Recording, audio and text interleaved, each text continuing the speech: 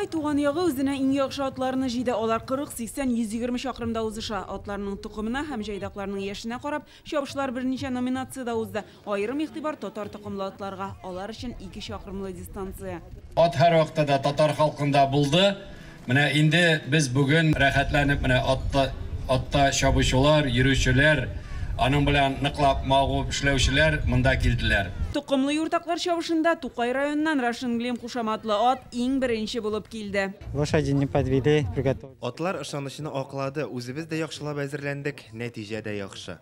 Бүген чабышкылар гына түгел, чын эш атлары да ярыш мәйданына чыкты. Үзләре җигелгән арбалары да буш түгел. Печән, ашлык тияп чабалар. Авылда көн сайын эшләргә күнеккәнгә бүген тизлек кенә стисе бүләк тә көтә. Авырлыгым иксизми мен 4-нче мәртәбә катнашамыш. Хәзер яландык. Юк, сразу эштән килдем. Эштән керәм. Туган телләр һәм алар белән районда бигрәк тә минем өчен актуаль дип саныйм инде шушы атларны үзебезнең милли гореф-гадәтләребезне саклау. Чөнки безнең ат белән әби бабайларыбыз яшәгән, әтиләребез яшәгән, без дә яшибез. Һәм безгә атларны бер качан да үзебезнең тормышыбыздан югалтырга ярамый. Тагын бер көтүп алынган уен аударыш. Монда атка утырган килеш күршеңне тартып төшерергә кирәк. Беренче булып егылып төштең икән, җиңеләсең. Дерзкий булырга кирәк.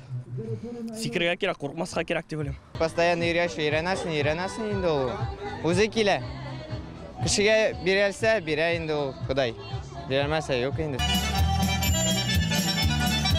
Бәйрәм матурлык конкурсы белән дәвам итә. Иң яхшы бизәлгән атны сайлыйлар. Арча җирлегендә шулай инде 7нче ел рәттән ат көне уза. Ул атны арбага иң тиз җигү, иң матур арба, өч пишмак ашау ярышлары һәм дагалау буенча мастер-класс белән үрелеп бара. Җиңүчеләргә кубок һәм акчалата бүләкләр тапшырылды. Ярышларның приз фонды 2 миллион сумга якын. Гөлназ Сайфетдинова, Рамил Галиуллин, Марат Зайдуллин, Яңа гасыр каналы.